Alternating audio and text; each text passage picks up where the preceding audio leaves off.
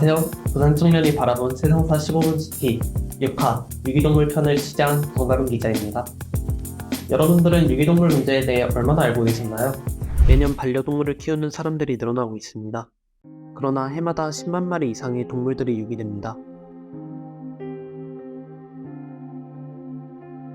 이렇게 구조된 동물들은 각 지자체 보호센터에 입소되어 평균 26일, 한 달이 채 되지 않는 기간 동안 보호받습니다. 우리나라에 있는 보호소 239개소 중 시도군이 직접 운영하는 보호소는 64개소, 175개소는 지자체가 민간업체에게 위탁해 운영됩니다. 일부 위탁보호소에서는 재정 문제로 인해 동물을 열악한 시설 속에서 방치하는 사례도 있었습니다. 현재 부산시에서 직영으로 운영하는 보호소는 0개소, 민간으로 운영하는 보호소는 5개소입니다. 동물보호단체 라이프, 심인섭 대표님께 유기동물 문제의 현 주소와 해결책에 관한 의견을 여쭤보았습니다.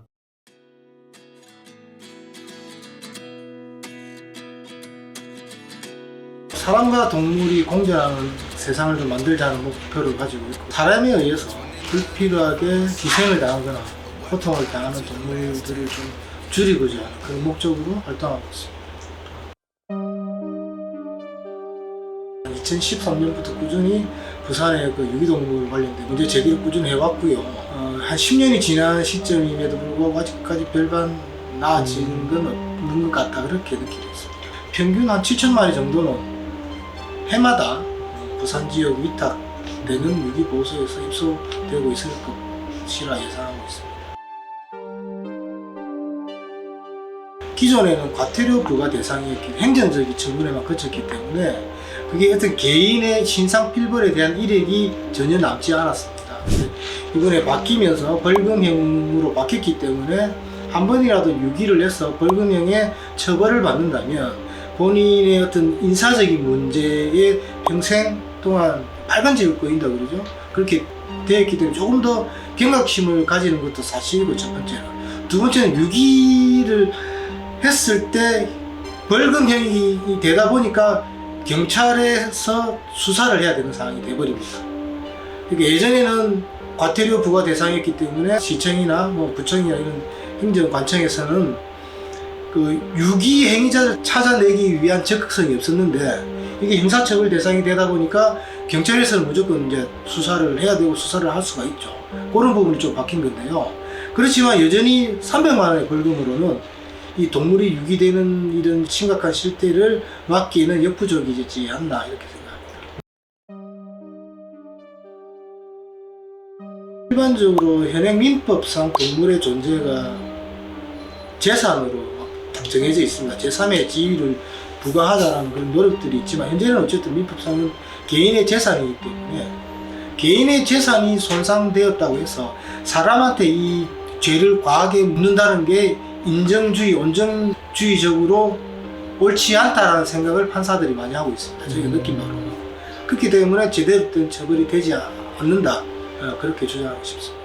유기동물 문제를 심각하게 받아들이고 있는 해외에서는 펫숍을 금지한다고 합니다.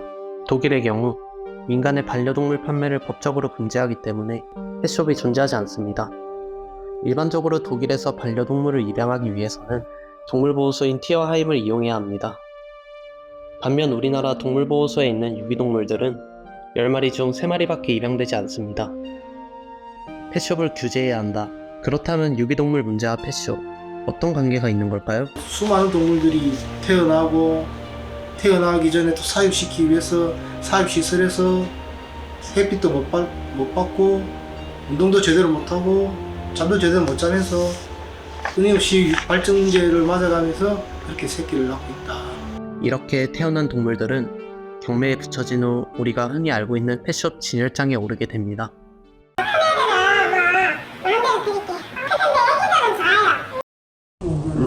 몇 싸요? 거기는 왜 이렇게 싸요? 예? 50몇 배고 이렇게 작은 애들만 몰라.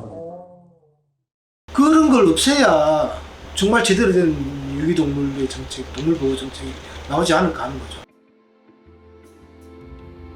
펫샵을 제어해서 동물을 사고 팔 수 없게 한다. 그러면 양육하고 싶은 그런 수요를 가진 수요처들이 어디로 가냐? 결국 보호소로 갈 수밖에 없다. 보호소에 있는 동물이 더 많이 입양이 될 것이다.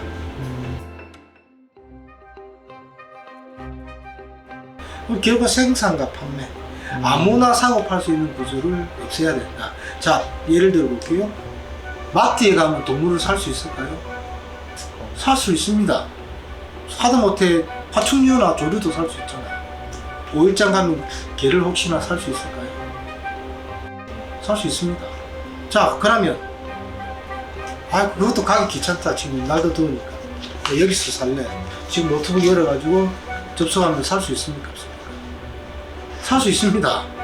대한민국처럼 이렇게 다양하게 동물을 사고 팔고 하는 곳이 없습니다. 수봉사나 캠페인에 같이 뭐 동참을 한다든지, 그다음에 입양 홍보 같은 거를 한다든지, 아니면 구조가 있을 때 구조 인력으로서 좀 서포트를 해준다든지, 여러 가지 방법이 있겠죠. 네, 법적, 제도적 문제, 그리고 동물을 쉽게 사고팔 수 있는 존재로 여기는 인식을 개선하는 것이 가장 중요한 것 같습니다. 또 저희 같은 대학생이 유기동물을 위해 봉사활동을 할 수 있다고 말씀하셨는데요. 유기동물의 권리를 되찾기 위해서 매주 부산 동물보호센터에 방문하는 청년들이 있습니다. 저희 채널 PNU가 부산대학교 유기동물 봉사동아리 디딤돌 부원분들의 봉사 현장을 다녀왔습니다. 함께 보시죠.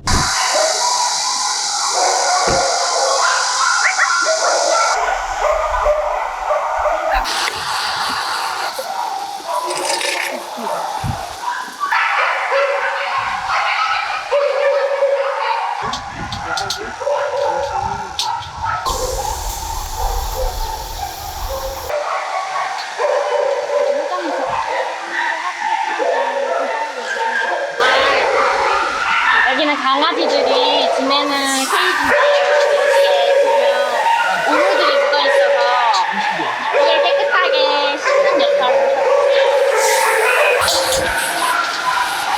혹시 날이 더운데 힘들진 않으세요? 힘든데. 네.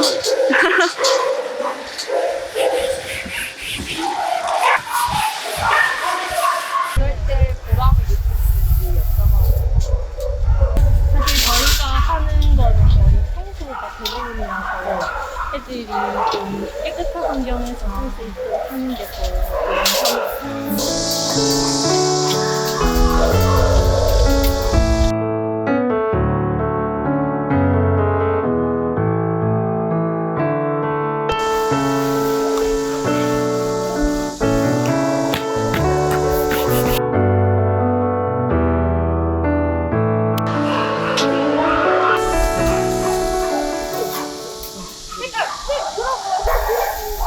이거는 유기동물을 이렇게 관리할 때 사용했던 것들을 널고 말리고 있는 거예요.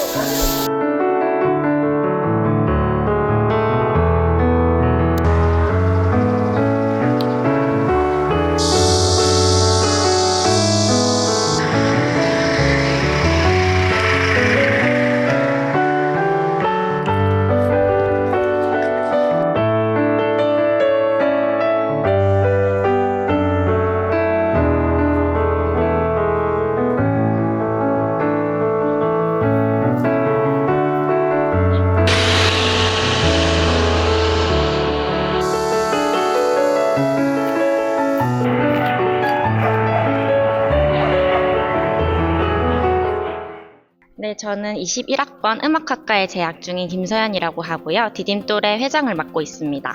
저희 디딤돌은 부산대학교 중앙동아리 교양봉사분과에 속해 있는 유기동물 봉사 동아리이고요. 저희는 강서구에 위치해 있는 이곳 부산동물보호센터에서 매주 토요일, 일요일마다 봉사를 진행하고 있습니다. 다양한 학부의 학우생들이 모여 같이 봉사하며 공감대를 형성하고 끈끈한 유대감을 쌓을 수 있는 동아리입니다. 네, 저는 디딤돌에서 집부를 맡고 있는 21학번 관광컨벤션학과 이진입니다. 어린 시절에 유기견을 데려와서 키웠던 적이 있습니다. 근데 유기견을 키우다가 차 사고로 인해서 잃었던 경험이 있습니다. 그 이후로 유기견에 대한 좀 더 애착과 사랑이 좀 더 강해졌던 것 같습니다. 대학교에 들어와서 유기견 동물 봉사 동아리가 있다는 것을 알게 되었고 디딤돌에 지원하게 되었습니다. 안녕하세요. 저는 21학번 경영학과에 재학 중인 전오경이라고 합니다. 통상적으로 봤을 때 지자체에서 구조되어서 센터로 오거나 혹은 주인분께서 못 키우겠다고 파양하시는 경우가 많은 것으로 알고 있습니다. 이제 봉사를 진행을 하다 보면은 밝은 모습을 보이는 친구들도 있지만 상처 때문에 고통받아 하는 모습을 보이는 친구들도 있는데, 케이지 문을 닫아놓으면 자해를 하는 친구라든지 아니면 청소를 하려고 손을 집어 넣었을 때 소스라치게 놀라서 도망간다든지 아니면은 너무 두려운 나머지 덜덜 떨고 있는 모습을 보이는 친구들도 있어요. 그런 친구들 볼 때마다 인간의 욕심이나 무책임 때문에 이런 아이들이 고통받고 있다 생각하니 가끔 화가 날 때도 있곤 합니다. 매 학기가 시작할 때쯤에는 자원봉사자분들이 30명에서 40명 정도가 되지만 한 달 정도가 지나면 열악한 환경과 강한 업무로 인해서 10명 정도의 자원봉사자분들만 남게 됩니다. 약 200마리 정도가 되는 견사에서 10명 정도의 자원봉사자분들이 케이지 청소, 바닥 청소, 배변 청소까지 하고 사료나 물까지 급여하게 되면 일손이 부족한 것은 사실입니다. 그렇기 때문에 단기적으로 유기동물들에게 관심을 보이는 분들보다는 장기적으로 유기동물들에게 관심을 보이시는 분들이 많아졌으면 좋겠습니다. 동물과 사람의 시선의 차이가 있다는 것은 저도 그렇다고 생각합니다.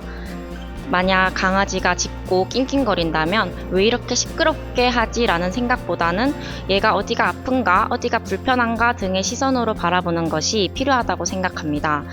반려동물은 사람의 행복을 위해서 존재하는 수단이 아니라 함께 살아가고 책임져야 할 소중한 생명이기에 가볍게 생각하지 않았으면 좋겠고, 만약 입양을 하게 된다면 많은 생각과 신중한 판단을 거친 후에 결정하시기를 부탁드립니다. 네, 저도 동물을 사랑하지만 이렇게 유기동물을 위한 실질적인 봉사를 해본 적은 없었던 것 같아요. 개인의 노력과 아울러 지자체의 노력 또한 중요한데요. 경남 고성군 유기동물 보호소가 유기동물 입양문화 확산을 위해 발벗고 나섰습니다. 고성군 유기동물 보호소는 2021년 민간 위탁 대신 직영으로 전환한 이후에 많은 변화가 있었습니다. 함께 보시죠.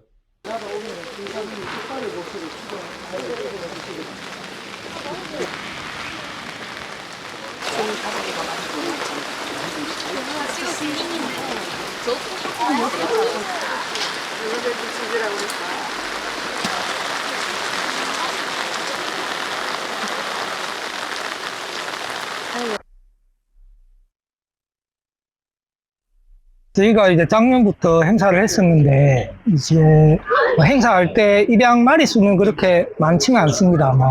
2마리, 3마리, 1마리가 될 때도 있고 한데, 보고 가신 분이 또 뒤에 보호소에 들러서 입양해 가시는 분들도 계시고, 반려동물을 키우는 문화가 조금 확장되는 데 있어서는 어린애들도 많이 와서 보고 하기 때문에 좀 도움이 많이 되는 것 같습니다.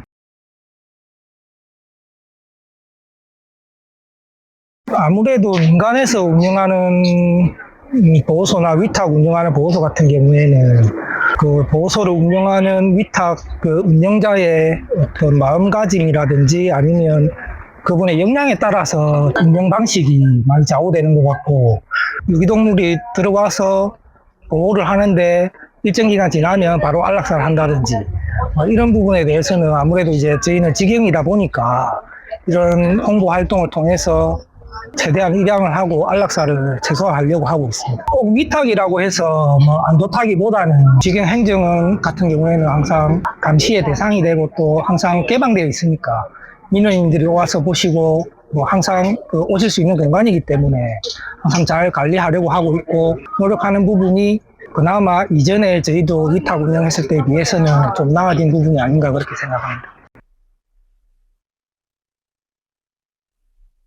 이제 부산 같은 경우에는 아마 도심지다 보니까 마당에서 키우는 것보다는 집안에서 이제 키우시는 분들이 많을 텐데, 고성은 이제 농촌 지역이다 보니까 이제 마당에서 풀어서 키우시는 분들이 많으십니다. 그래서 마당에서 키우는 경우에 발정이 오면 그 길에 있는 개들하고 같이 번식을 해서 새끼를 낳게 되면 그 주인이 감당을 하지 못하고 많은 새끼들은 또 유기가 되는 사례들이 있어서 작년부터는 1000마리 이상 좀 많은 수의 어떤 마당개 동성화 수술을 했었고, 저희가 2021년도에 한 600마리 이상 1년간 입소가 됐습니다. 이제 작년에 370마리 정도, 지금 금년에는 현재까지 한 100여 마리 정도 들어왔는데 아마 연말까지 한 150여 마리로 추정이 되면 유기동물 개체수 감소에 도움이 많이 된 것 같습니다. 지금 이제 저희 같은 경우에 동물보호센터를 원래 계획했던 곳이 있었는데 주민 반대로 인해서 한번 위치를 옮기는 결정을 했고 그 이후에 또 옮긴 위치에서도 주민들 반대가 좀 있었습니다. 그래서 추진하기가 쉽지가 않았는데